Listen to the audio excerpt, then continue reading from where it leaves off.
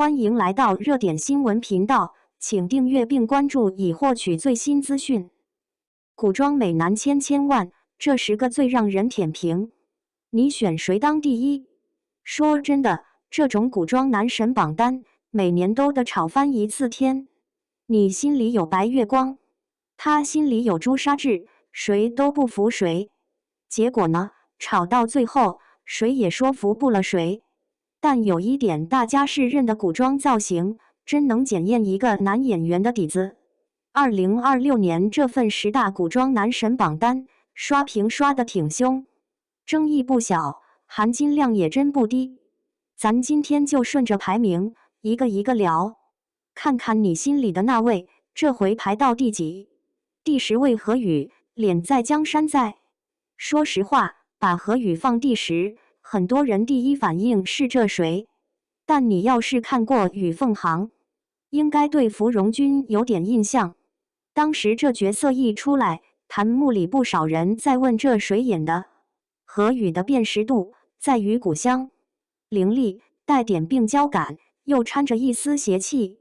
少年英气里长着一张有故事的脸，这种气质在同龄人里其实挺稀缺。网友送了他一句话：脸在江山在。虽然这话有点狠，但放在他身上，确实是这么回事。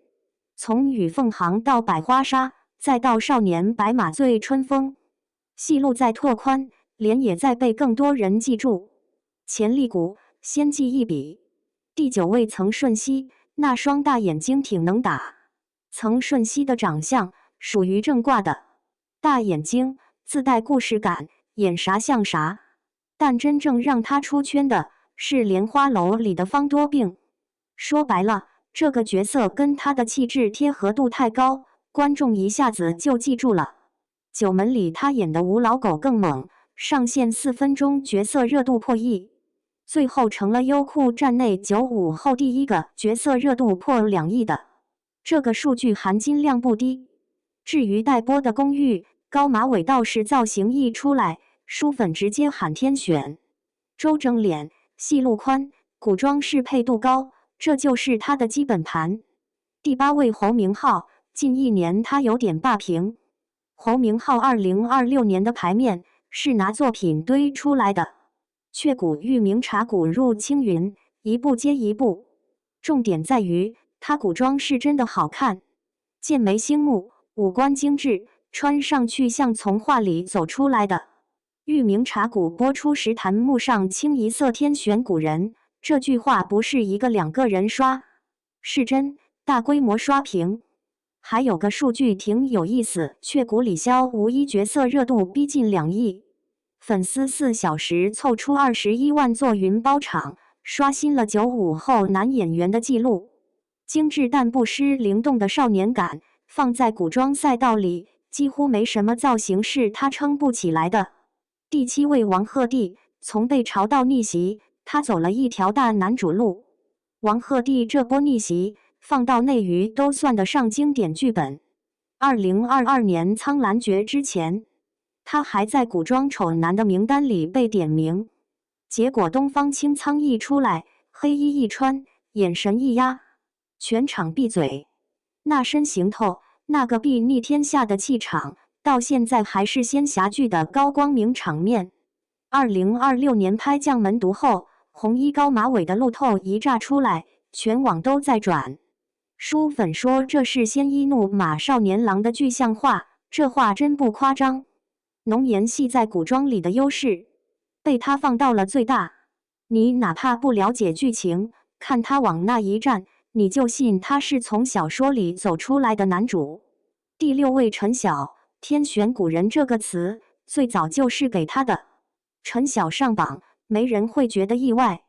从《陆贞传奇》的高湛到《神雕侠侣》的杨过，再到《梦华录》的顾千帆，每一部都有人反复重温。他的好在于能切换，沉稳贵气他可以，侠气痞气他也可以，古香摆在那，剑眉星目穿啥像啥。2026年他凭借《大生意人》入围金鹰奖最佳男主角，又为了新戏秦迷瘦到100斤去演嬴政。一个靠作品说话的演员，角色比本人更有名。这种路线在流量时代反而显得更稳。第5位任嘉伦，一任千面不是白叫的。任嘉伦有个外号叫古装汉脸男神，意思是他只要演古装，基本就没失过手。周生如故的周生辰，锦衣之下的陆毅，无忧渡的九宣烨，每个角色都清冷贵气，各有风骨。2026年5月，《佳偶天成》收官，播放量6.21亿，角色热度榜连冠。他的脸属于耐看型，不是流水线精致美颜，而是中式古典审美里那种骨香大于皮香的长相。说白了，第一眼未必惊艳，但越看越有味道。戏路极宽，古装汉脸，实至名归。第4位罗云熙，白衣一穿，风骨就出来了。聊古装男神，绕不开润玉。2018年香蜜沉沉烬如霜里的润玉，到现在还是很多人的白月光，那种清冷破碎感独一份。到了长月烬明的澹台烬，又完全换了一副样子，风披贵气拿捏得死死的。水龙吟里一袭狐裘流苏长袍，银玉龙发冠，更是被夸成天选古装男神的本尊诠释。有人说他太瘦，但喜欢他的人一句话对回去：别人的白衣是造型，罗云熙的白衣是风骨，是仙气，是从古画里走出来的谪仙。这话有滤镜，但你没法否认，他确实是很多人心里古装天花板的代名词。第3位邓卫，眼神里全是戏。邓卫是2023年平常相思涂山警报的，从那以后，古装美男榜单里他就没掉出去过。2026年仙台有数豆瓣开分7.1，口碑稳住了云秀行一人分饰两角。正是这个角色在爱奇艺累计热度2.52亿。有人说他是穿着麻布袋都能看出贵气的温润公子，这个评价有点绝。但邓卫更狠的地方在于眼神，爱意能拉丝，隐忍能藏锋。这种靠眼神传递情绪的能力，在同龄演员里真的不多见。身高腿长，脸型精致，自带古典贵气，古装这个赛道，他算是踩得稳的。第2位肖战，白月光级别，没太多争议。肖战排第2，应该没多少人吵。2019年《陈情令》的魏无羡，一夜封神，到现在还是很多人心里的白月光。2022年玉骨遥的石影，又把仙气2个字演到极致，一个潇洒不羁，一个清冷孤高，风格完全不同的2个角色，他都接住了。说白了，肖战的古装不只是帅，是角色和颜值互相成就。你记住的不只是一张脸，更是一个个活生生的人。所以不管什么古装榜单，他的名字几乎总在前3，不是没道理的。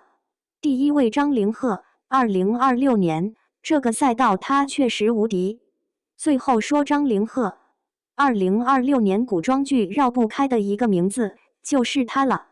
从苍兰诀的长恒仙君开始，到宁安如梦的谢薇、杜华年的裴文轩，再到2026年大爆的竹玉谢征，3年4个角色，每一个都让人记住了一张不同的脸。竹玉2026年3月开播，腾讯视频站内热度峰值破31000，刷新平台纪录。谢征以18399的热度值，拿下上半年古装剧男性角色热度第1。5月 Google Trends 数据显示，张凌赫以69.3的平均搜索分数登顶台湾热搜榜，高出第2名473%。网友票选95后古装男神 TOP10，冠军也是他。有人形容他的古装扮相自带一股清贵之气，不是暴发户式的堆砌。是真，小说男主走进现实。这话听着夸张，但你去看一眼他的路透，可能就闭嘴了。浓颜细剑磨脸，宽肩窄腰，身姿挺拔，古装一穿，束发也好，半披也好，都让人挪不开眼。待播的归鸾预约12小时破200万次堂，也确认由他领衔主演。这个赛道，他目前确实有点统治力。每个时代都有自己的古装男神。当年的天涯四美靠角色被记住，今天的榜单靠热度和流量被讨论。说白了，颜值是敲门砖，真正的内核还的是角色滤镜。一个经典的角色能让观众对演员的颜值产生长达数年的偏爱，所以这份榜单其实就是一份角色滤镜厚度的排行榜。那么问题来了，如果5年后再排一次榜，你觉得现在这10个人里还有几个能留在上面？你心里的那位第一名又是谁？